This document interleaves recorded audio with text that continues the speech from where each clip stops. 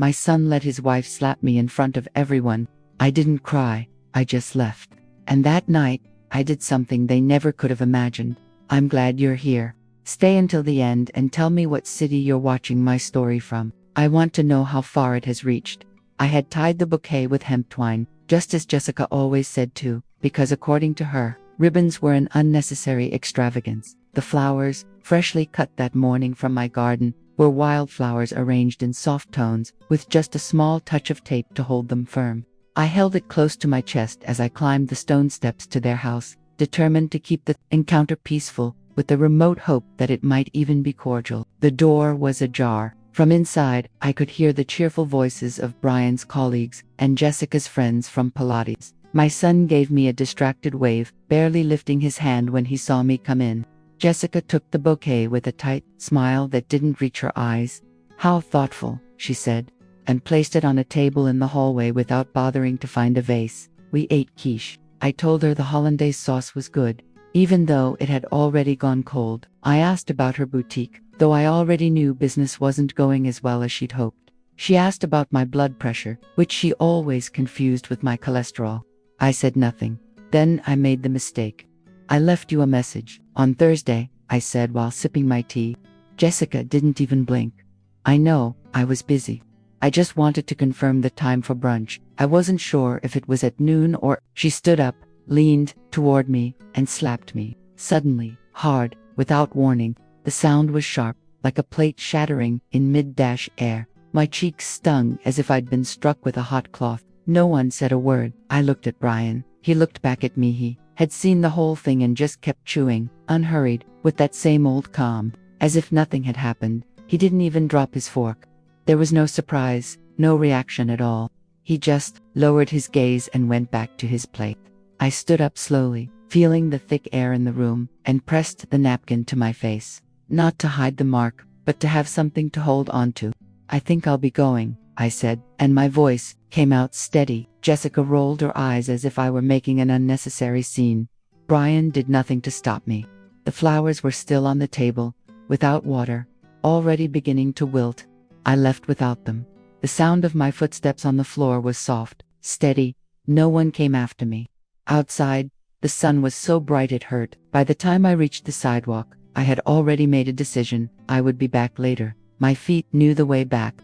I let them carry me on their own, while my hands trembled slightly at my sides. I didn't try to wipe my face. The sting had already subsided. The skin was cool and swollen, but still, that wasn't what hurt. What weighed on me most was the way Brian had looked at me. The walk took 20 minutes. I didn't run into anyone I knew, and if I had, I don't think I could have returned the classic Happy Mother's Day. The sun beat down, and the world, as always, kept spinning. And I was like a ghost in the middle of it all. When I got home, I took off my sandals, hung my purse on the hook by the door, and freed the flowers from their wrinkled wrapping. The petals were a little bent, so I carefully trimmed the stems and put them in a vase filled with cold water from the cooler jug. Even so, I couldn't bring myself to throw them away. I went straight to the closet in the study, took down the safe with both hands, and carried it to the kitchen table. The lock gave way without a fight. I hadn't opened it in over a year. Inside were my will, a list of authorized users for my credit cards, and copies of the mortgage agreement I had co-signed without a second thought. Everything I had once done for this family. I spread the will out on the table, smoothing it completely flat. Then I reached for my phone. Leah answered on the second ring. "Eleanor," she said softly, "I was just thinking about you." "Brian, let her hit me." Silence. He just kept eating. I replied. Another long pause. Then she asked, "Where are you? Are you home?" I told her yes, that I was fine. "No, you're not," she said. "I'm on my way." "Bring your notebook," I told her, my voice steady. "This ends tonight." I put the will back in the box, closed it firmly, and returned it to its place in the closet. The flowers were beginning to open up more in the kitchen light. I sat down. I made a list of every account I had to review, every paper I was going to correct, and every memory I would stop mistaking for a sign of love. 20 minutes later, Leah knocked. I already had 2 cups of tea ready, and the table cleared for what was to come. When she sat across from me, I slid the sheet of paper toward her. Her eyes dropped to the page, her mouth tightened. "Eleanor," she whispered, "this is everything. I was on the verge of saying it, not including the favors that went unseen. Raising Brian was never the burden people say being a single mother is. It was a lonely life, yes, but I loved being his anchor. When my husband Lawrence died of lymphoma, Brian was only 9. He didn't eat for a week, then he started sleeping with the hallway light on. I went back to working full-time in the archives. I took night shifts, packed lunches, created new bedtime routines. We managed. He was a quiet, reserved boy, never any trouble. He wanted to be a teacher once, but the thought of student debt made him anxious. So I paid for his first year, then his second, and he finished his degree without owing anyone a dime. When he met Jessica, I was happy for him. She was refined, in a way I never was. Clean lines, a world of matte finishes, eyes that measured a room before she spoke. I gave her space, let her decorate the apartment to her taste. She didn't want my help picking out dishes. She said my style had too much history to it. I didn't argue. Then they mentioned the apartment felt too small. The new house, instead of bringing us together, seemed to squeeze us in, as if there were no room left to breathe. I co-signed the mortgage without a second thought. When Jessica launched her boutique, I transferred the money she needed to get started. I did it without a word, just as I did when she remodeled the space. And again when she decided to open a second location, she told me the bank was taking too long. I added her to 4 of my credit cards as an authorized user, just in case of emergencies. I never asked for anything back. I thought they would remember, when I was older, that the affection would return in the form of care, of presence. Leah took my hand across the table. "You didn't do anything wrong," she whispered calmly. I didn't answer. I just went over the list again, everything I contributed, every signature I provided, every dollar I handed over, was like throwing coins into a bottomless well. But now that the well was dry, I had decided to seal it shut. That very night, after Leah left, I didn't cry. I sharpened 3 pencils. I sorted each paper by type and carefully labeled a manila folder. It's not that they owe me anything. It's that I'm no longer willing to pay the price. I went to see Rebecca Shaw. She received me without much fuss, just a firm handshake and a nod. Her office was filled with books that actually looked like they had been read. There was no music, no scented candles, just a clean desk and a chair that made no pretense of offering comfort. "I need to put everything in order," I told her. She didn't ask why. She pulled a legal pad from her drawer, clicked her pen, and said, "Start at the top." She was direct. Rebecca wasn't one to waste time. First, I listed the credit cards, then the house loan, then the transfers I made for Jessica's business, which were never formalized. She only stopped me once, when I mentioned the last joint signature was 3 months ago. "You knew this was coming, even before the slap," she stated, unfiltered. "I think so," I replied, though I was still refusing to see it. She nodded. She wasn't being harsh. She was being clear.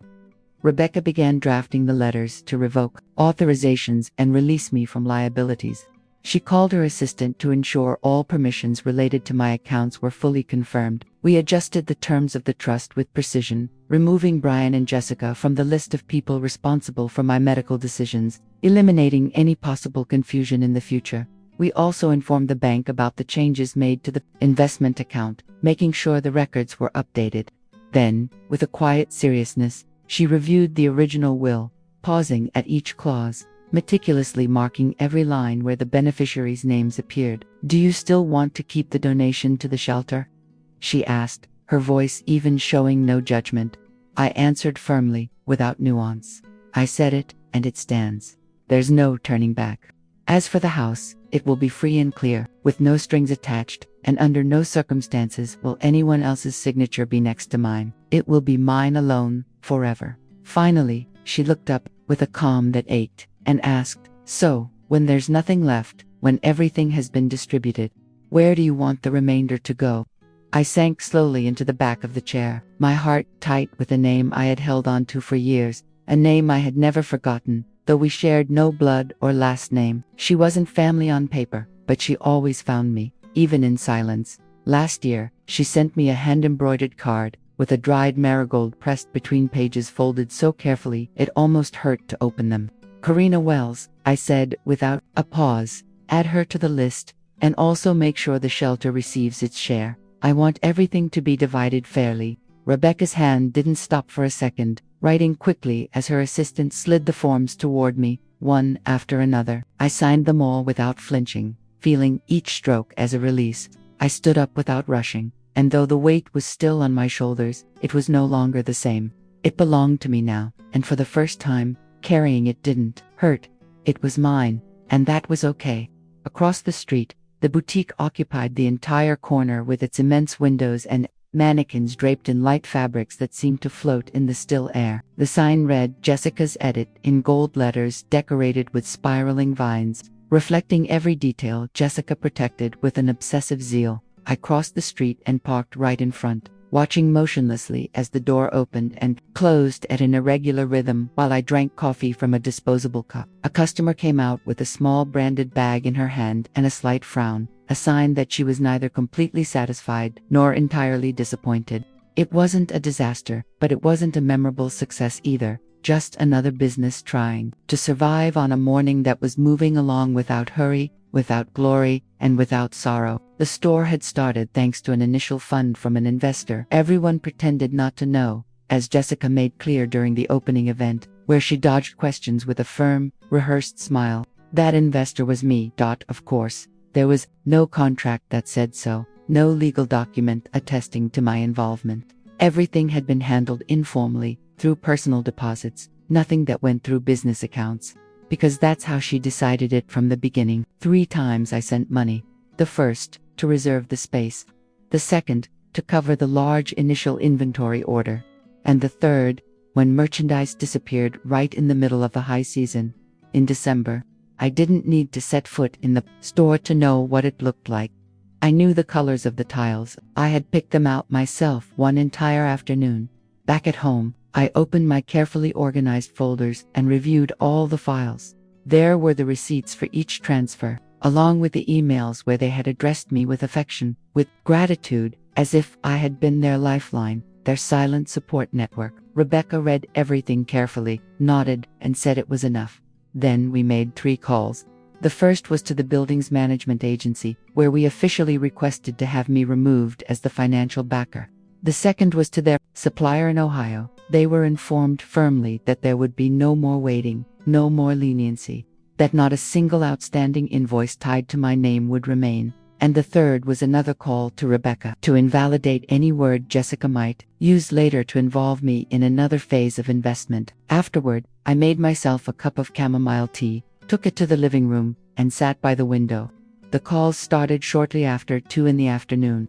First, it was Brian, then Jessica's number, and then her assistant, who called twice. I didn't answer. I let the phone ring until it stopped on its own. Later that afternoon, Rebecca sent me a brief text. The suppliers are calling me. She says Jessica is nervous. She asked how far you want to stay away. I replied without much thought, completely. Outside, the plum tree in the yard was beginning to bloom again, just like every year. I leaned back slowly, the still warm cup between my fingers, and watched the petals fall onto the porch, one by one, like tiny, unannounced departures, as if each flower knew it was time to go. Without waiting for permission, without looking, puff, they fell with a precise, almost deliberate slowness. A couple of days later, the first letter arrived. It was from Brian. His handwriting was still clumsy, rushed, but the words were chosen with a care that wasn't his. Mom, I know things got much more out of hand than we ever imagined. The situation overwhelmed us, and we ended up caught in an exhaustion that wasn't just physical, but also came from everything we'd been carrying around without talking about. The emotions, as you might expect, finally exploded right there, in the middle of the party, completely out of control. No one really meant anything by those empty phrases. They were just thrown into the air, as if they could fix something. I took the page calmly, without rushing, folded it with that automatic care you learn to have with things that hurt, and put it inside the keepsake box that's still up on the hallway shelf, the same one that was once filled with birthday cards, hastily written notes, and grocery lists someone forgot to take. I put another strip of tape over it, as if it were one of those papers you file away just so you don't have to see it lying around. Then, the phone buzzed. It was a text from Jessica. The tone, dry and measured, seemed written without enthusiasm, as if she were just fulfilling a duty she didn't feel. I didn't mean to disrespect you. I just expected boundaries to be respected. Let's move on. Boundaries. Ridiculous. Then came another letter, this one longer, from Brian, with that lukewarm tone that floats between an unstated apology and a softened excuse. It would have been better if you had spoken up sooner. You know how Jessica is. I thought things were fine between us. Not a word about the slap. Nor about his silence, which spoke louder than any written line.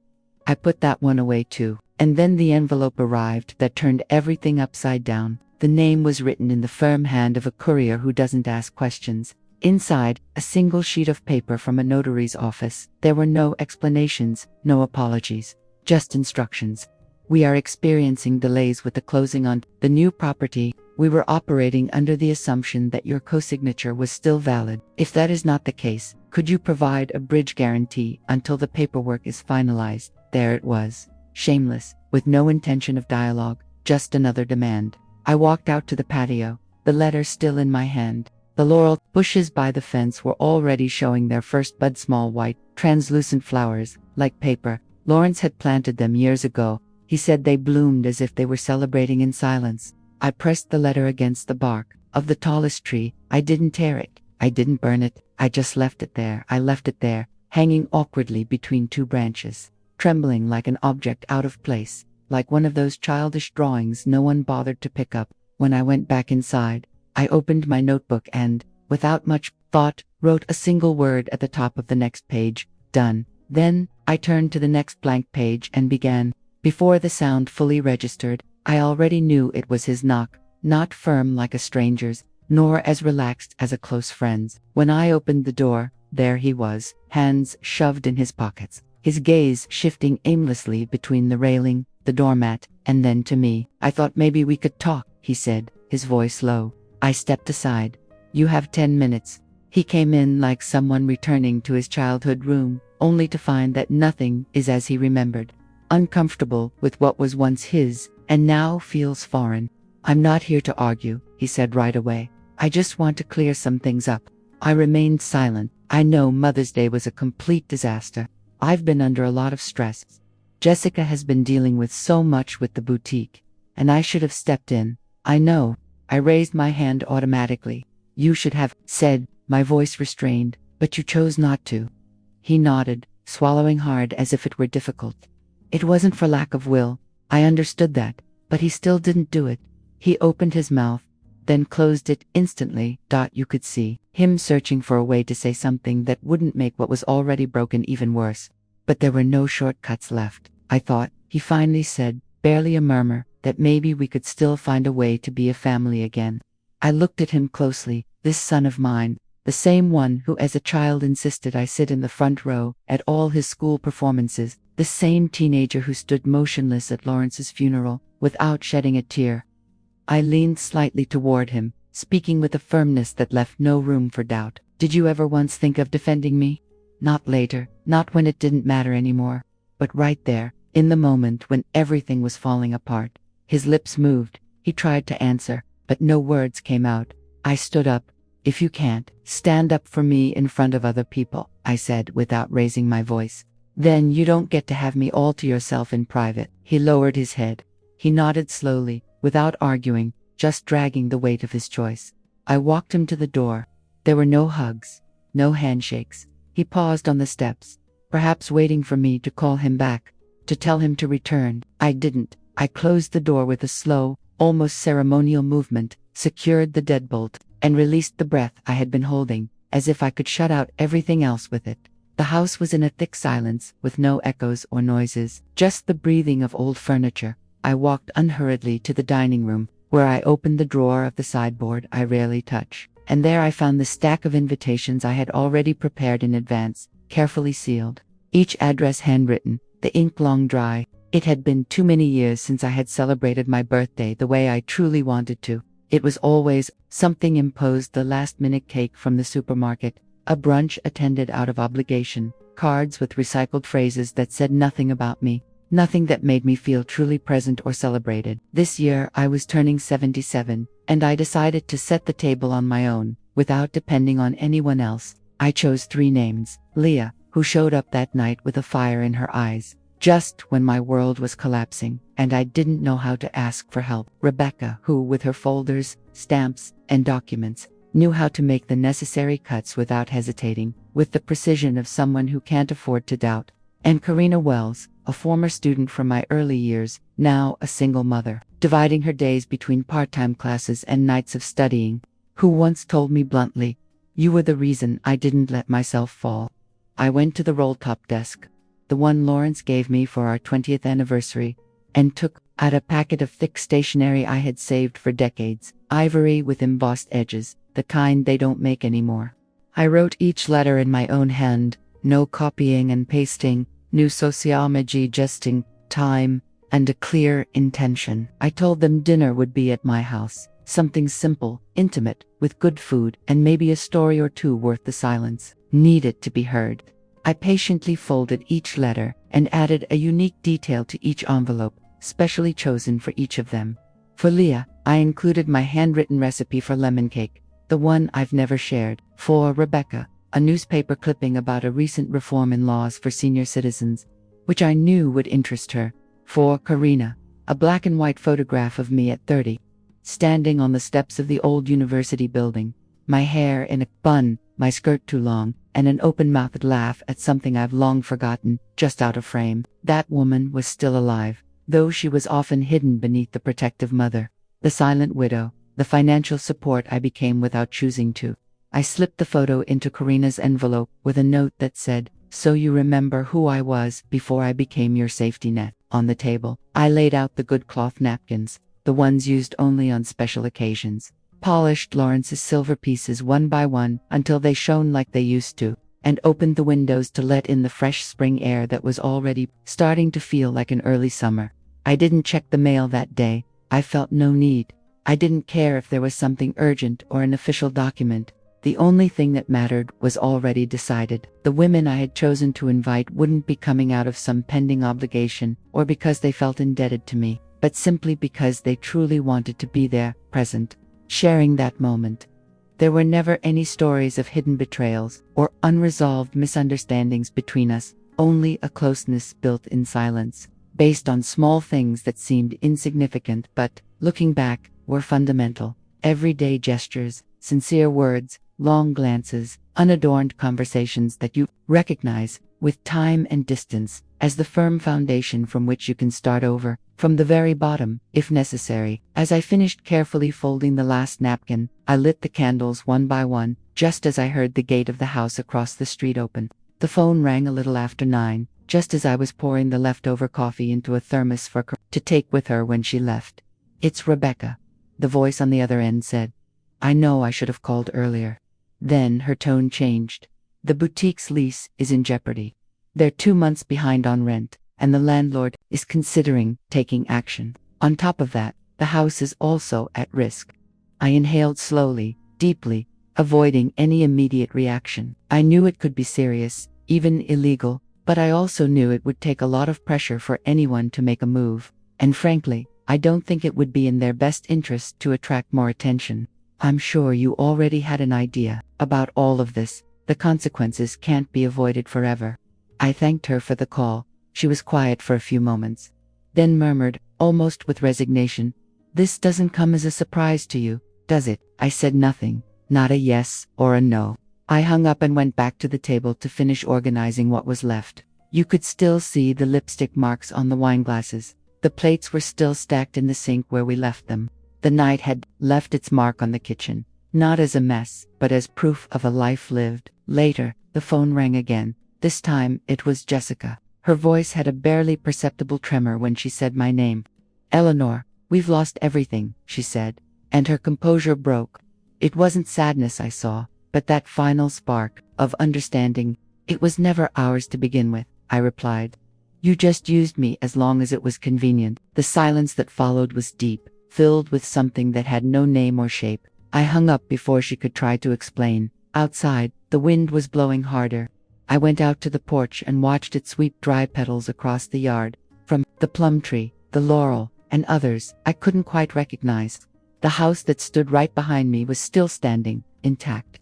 It was no longer a warehouse for piling up dreams that weren't mine, nor a trunk overflowing with anger no one dared to name. They had built an entire life on what they thought I could provide, without limits or conditions. Unchecked credit, absolute trust, even the weight of my own name. And when, after so long, I decided to take back what was mine, the world they had built came crashing down without warning, like a hasty drawing in the sand that vanishes the moment the first wave touches it. But this was my house, the one I built from the ground up, from nothing, brick by brick. And for the first time, in a long time, it was completely free. Free of promises that never left my lips, free of people who knew how to disguise their convenience with gestures of affection. I closed the door and slid the bolt with determination. The kitchen air still held the soft scent of rosemary mixed with fresh citrus notes. In the living room, the gift bags were still closed, in their place. And someone had left a note under a still warm cup of tea that it was from Karina. A few crooked words, as if written in a hurry, almost in passing. Thank you for making a place for me. I had never seen a woman take up space so forcefully, just with her presence, without needing to say anything louder than necessary. I tucked the note into the front pocket of my planner, the one where I keep things I don't want to lose, half-finished grocery lists, verses without an ending, silent reminders of what's worth holding on to. The dinner was simple, but made with care: a roasted chicken, perfectly roasted carrots, and a lemon cake with that golden sugar crust that cracks the moment you touch it with a fork. Food that doesn't seek applause, but fills the body and soothes the day. Leah arrived with a bottle of red wine that, by the looks of it, cost more than she would say out loud. Rebecca, after she finished eating, said she would take care of the dishes, just this once, she added with a smile that offered no apologies or explanations. Karina stayed until the deep night slowly gave way to the first light of dawn, her son asleep and surrendered in her lap, while she whispered softly in his ear, with an almost sacred tenderness, something that sounded like a promise made more to herself than to him. Someday I'm going to tell him, word for word, everything that happened tonight, without leaving anything out. No one invaded her space. No one interrupted her moment. No one raised a phone in the middle of a silence or cut through what was emerging naturally, born of genuine will. When morning came, without rushing, and with a slight tremor in my fingers, I opened the envelope Rebecca had left the night before, right in the center of the table. Inside was the final draft of my Wokler Direct, without embellishments or room for misunderstanding. Neither the boutique nor the house was included. There wasn't a single mention of them, nor did Jessica's name appear anywhere, as if she had never been part of the story. Everything I was leaving would be given to the community women's shelter, the adult literacy and job training program, and to Karina Wells. This time there was no room for hidden hopes, nor for the tense silence of someone waiting to be remembered for material generosity. I signed it decisively, without a moment's hesitation. Afterward, I stood up, made myself something simple to eat, and sat down with my journal, where I began to write what I had been thinking for days. Respect isn't something you win just once. It's a quiet battle you sometimes have to fight, even against your own blood, when it's necessary. I left the notebook open for a while to let the ink dry properly. In no hurry. Outside, the air had a gentle warmth, like those mornings when the sun peeks out timidly, without imposing itself. I opened all the windows wide, letting the day enter without announcing itself or asking for permission. The table was still set from the night before, the centerpiece a little wilted but still whole, with a quiet dignity. I didn't clear it right away because I liked how it looked, like something that had been fully lived, not something forgotten or left behind. I sat back down in the front chair, without consulting anyone, without checking to see if anyone else was willing to join me. The house was in absolute silence, and for the first time, so was I, but it wasn't the kind of silence you feel when you're pushed aside. It was a different kind, the one that remains when you've finally said everything you had to say, owing words to no one. The noise from the market woke me earlier than expected. It's 7 a.m., and I can already hear the sharp voices of the vendors, the metallic rattle of carts, and that collective murmur that blends with the birdsong as if the day has its own soundtrack. From the window, I can see the red and blue awnings stretching out like sails on a sea that is always in motion. I put on the cotton robe Leah's mother embroidered for Mitha. Flowers on the chest are starting to frame. Went downstairs, barefoot, just as I used to when the house still smelled of bread and coffee. It wasn't out of hunger. It was for the movement. To prove to myself that this new life wasn't borrowed, that every step I took in the kitchen, every cup I chose, was my decision and no one else's. I put water in the large pot to boil with cinnamon and orange peel, just as my grandmother taught me. The smell instantly took me back to my family's visits, to a time when the women talked with busy hands and the men smoked outside, looking like they didn't know what to do with so much free time. My phone vibrated. It was a text from Karina. It just said, "Can I stop by after lunch? I'm bringing you something." I replied yes. Nothing more. I didn't ask what or why. We didn't need to justify anything. On the table, I left the newspaper, folded in half. The culture section talked about a new exhibit downtown, something about immigrant women and their forgotten trades. I thought about going. I no longer wait for someone to join me to do what I want. I've learned that those who wait for company to live end up watching life pass by from the window. After breakfast, I sat in front of my sewing box. Not to sew, but to look. That box, so full of lost needles and mismatched buttons, holds stories that aren't in any notebook. In it, I keep a lock of Brian's hair from when he was 3, a St. Benedict medal that Lawrence used to carry in his wallet, and a ring Jessica once forgot in the bathroom, back when she still spoke to me with a poisoned courtesy. I didn't keep it out of attachment, but as a witness, because there are things that are not said, but still have weight. At noon, I went out to buy tomatoes and fresh tortillas. I greeted Mrs. Ophelia, who sells fresh cheese wrapped in banana leaves. She looked at me with that respect you don't ask for, the kind you earn without speeches. "How's everything, Miss Eleanor?" she asked. "Quiet," I replied. I wasn't lying. Quiet is another form of silence, but one that you choose. On my way back, I ran into the baker's daughter. She must be 18, 19. She stopped for a moment and said, "My mom told me you hosted a dinner without asking for anything in return, that you cooked everything yourself." I nodded, without pride. "I want to learn how to do that someday," she said. "To live without fear." I didn't know what to say, but I touched her shoulder, lightly, like someone passing an invisible baton, and I continued on my way. Karina arrived just after 2.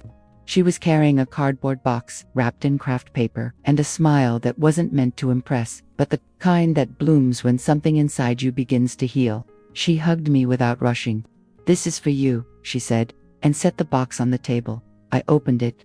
Inside was a handmade notebook, hardcover, recycled paper, each page decorated with clippings and phrases written in blue ink. It was a journal, but not just any journal. It was a kind of shared logbook.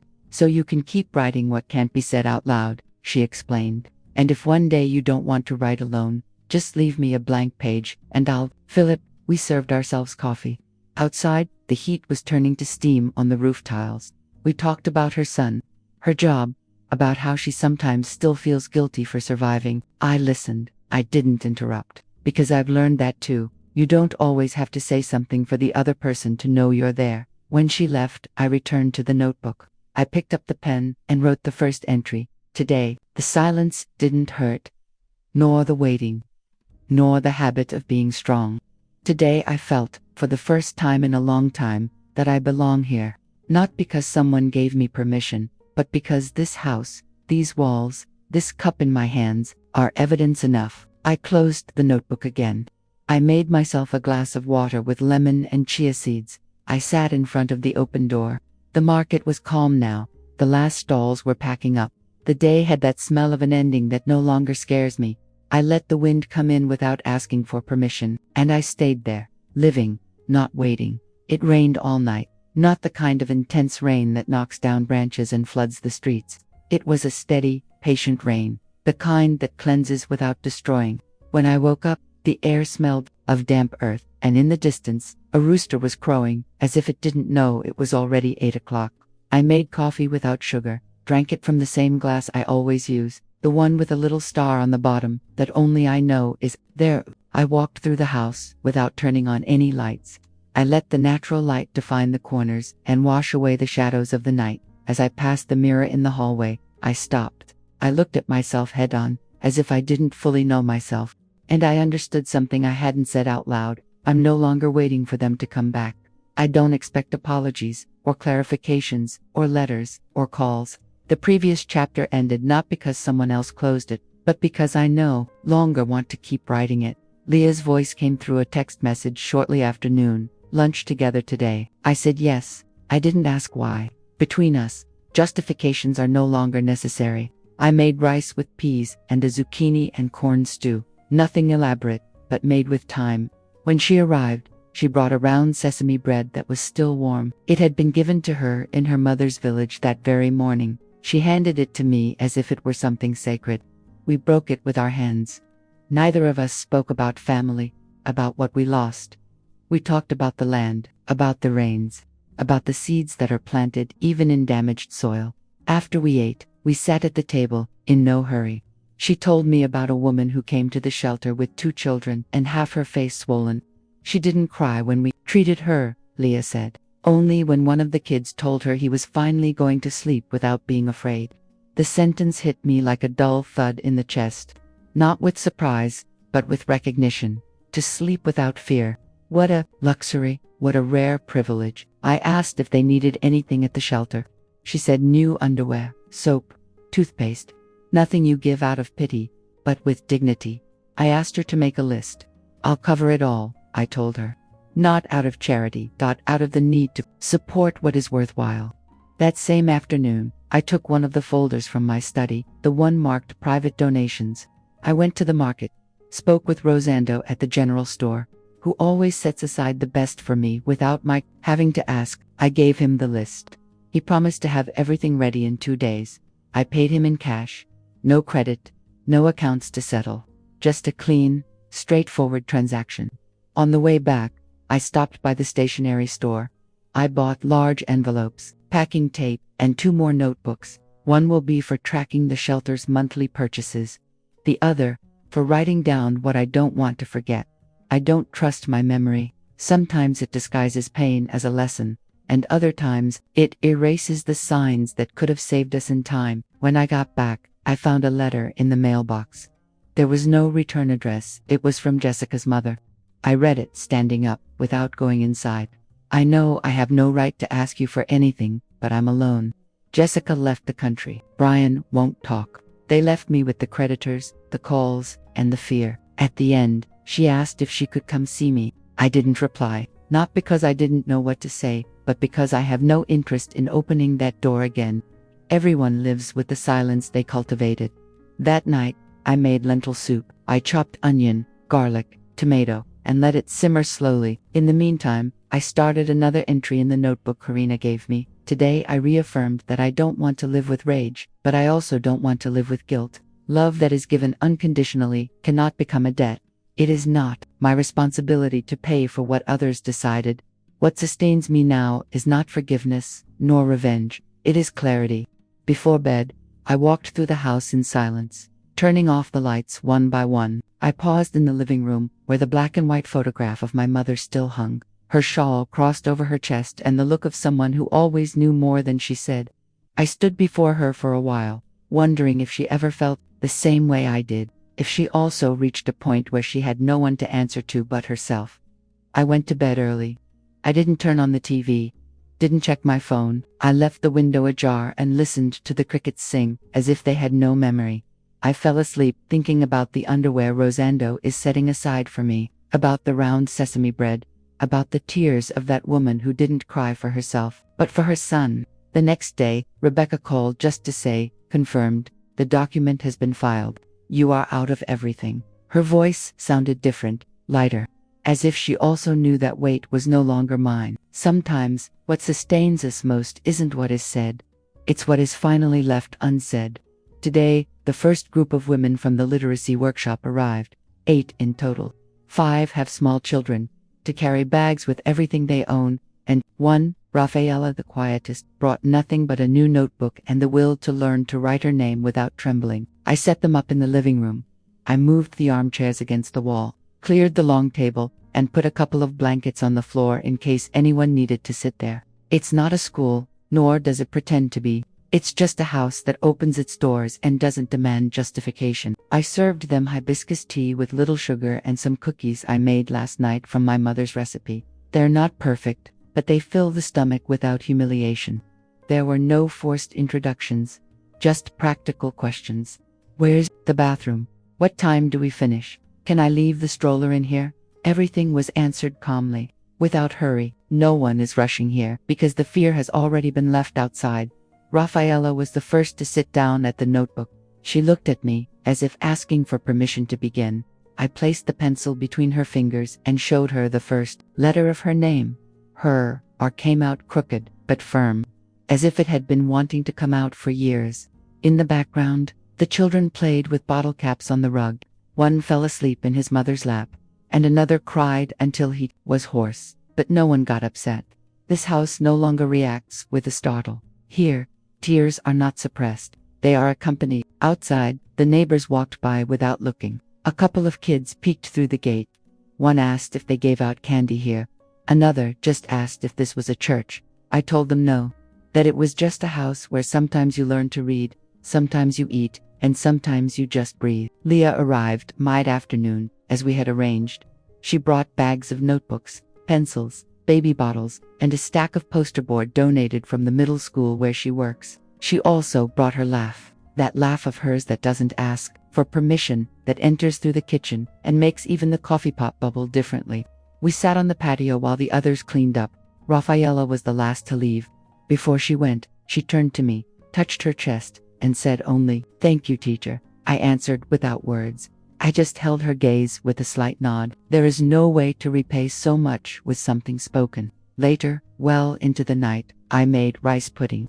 I make it the way Lawrence taught me, with lemon peel, a cinnamon stick, and no condensed milk, just right.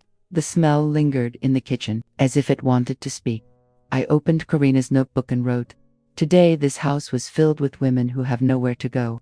Yet they still arrived, not out of necessity, but by choice. They carry wounds they do not name, children who are silent, old fears, but they also bring something that weighs more, hope, and hope, when it is shared, becomes a root." After writing, I took the folders out of the closet and reviewed them one by one, not out of insecurity, but for certainty. I want everything to be in order, so that if something happens to me tomorrow, no one can put their hands where they no longer belong. Everything is clear. My name where it should be.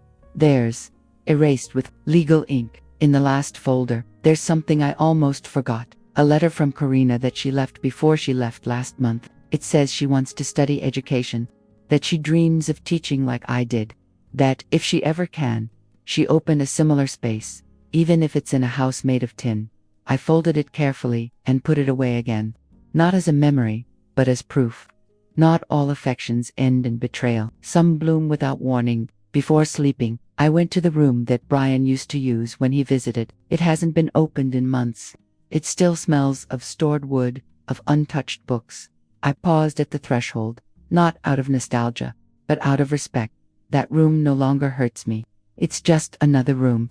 I arranged a couple of floor mats in the living room, in case one of the women needs to stay this week. I don't want them to ask for permission to sleep here. I want them to feel it's theirs, a safe place that demands no explanations or promises for the future. Before turning off the last light, I walked through the house calmly. I touched each door with an open palm. I made sure everything was closed, yes, but not locked. I want this house to defend itself, but not to close itself off, to protect itself, without hardening. I realized something I hadn't been able to put into words before. This house no longer apologizes for being full, nor for being empty, nor for having been hurt. It is a living house, and a living house, like a woman who no longer owes anyone an explanation, does not ask for forgiveness for its way of being in the world. The next morning found me sitting on the porch with a cup of hot coffee in my hands. I saw one of the women from the workshop pass by with her daughter in hand. She greeted me without words, just with her eyes. And that was enough. Because sometimes, when pain is recognized in another, nothing more needs to be said. This morning dawned with a thick, low fog, as if the sky wanted to touch the ground. I went out to the patio without shoes. The concrete was damp, but not cold. The smell of wet earth and freshly fallen leaves reminded me that we're entering November, the month when everything says goodbye without a fuss. I put coffee on the stove, the kind made in a pot, with piloncillo and cinnamon. As always, then, I prepared pan de muerto with the recipe Rebecca's mother gave me, that woman who still talks as if the world is measured in spoonfuls. Today is the day for the altar. Not because the calendar says so, but because this year I decided to build one that answers to no one. I set it up in the dining room, not on a makeshift table, but on the wooden credenza that Lawrence varnished when we first moved in together.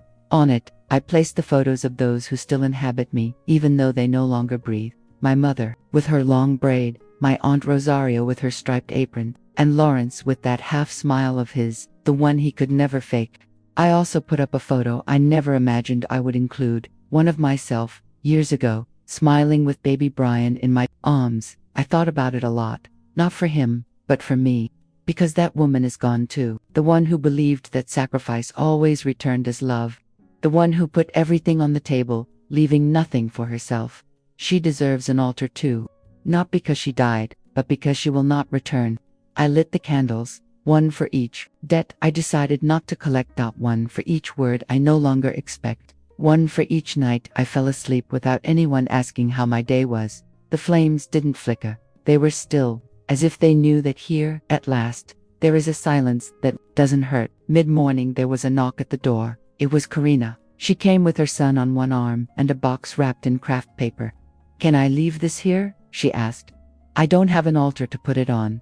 I said yes. She left it at the foot of mine, among marigolds and broken bread.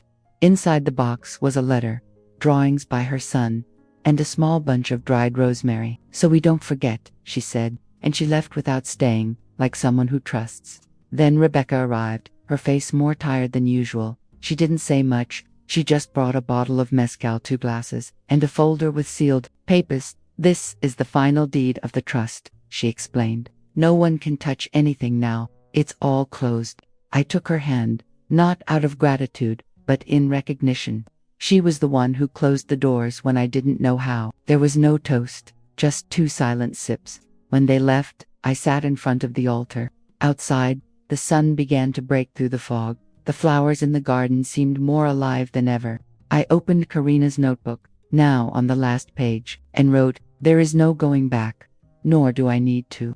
This life is neither a prize nor a punishment. It is a choice. And this time, I chose to stay with myself." I put the notebook in a box with my important papers. Then I took an old quilt out of the closet that I had stored for years, made of hand-sewn patches. Each square is a different color. A piece of the blouse I wore when Brian was born, a scrap from the dress we buried Lawrence in, a handkerchief my mother embroidered for me when I turned 15. I spread it over my bed, as if by doing so, I was affirming everything I was, what I survived, what I no longer need to justify.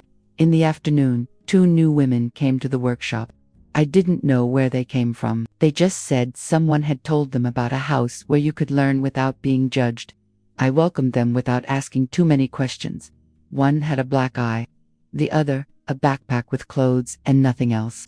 I served them hot soup, then paper and a pencil. As they wrote their names for the first time, I realized that this house is no longer just mine, nor does it belong to the past. This house is a collective body where no one asks for permission to heal, where what hurts is spoken, or written, or kept silent, but it is not denied. Tonight, I turned on all the lights in the house, not out of fear, but by decision. I let the patio fill with projected shadows and let the kitchen smell of burnt sugar. I sat by the altar, alone, but whole. There are no promises, no surprise visits, no phones ringing to see if I'm still available. The only thing there is this, a set table, a lit fire, a name that resonates within me again without shame, Eleanor, no longer as the mother of, or the wife of, or the savior of anyone, just Eleanor. If someone were to ask me what I've learned after everything that happened, I would probably say this: sometimes, love isn't enough to hold the family together. And forgiveness shouldn't be the automatic price a mother pays just for having sacrificed so much. I don't blame myself for having loved unconditionally, for having opened my heart, my wallet, my home. I only regret that I stayed silent for so long, without raising my voice to show that my existence also had value. Remember that prolonged silence is also a form of complicity, and there comes a point when you have to speak up, not so that they will listen, but to prove that you are still alive. I chose to stop, not because I no longer felt anything, but because there are still things inside me worth preserving. So tell me, if you were me, sitting at that table, after that cold slap and that empty look from someone you once raised, what would you have done? Would you have gotten up and walked away in silence, or would you have stayed, trying to save something that was already long lost? I truly want to know your opinion. May God always keep you in peace and with clarity in your heart.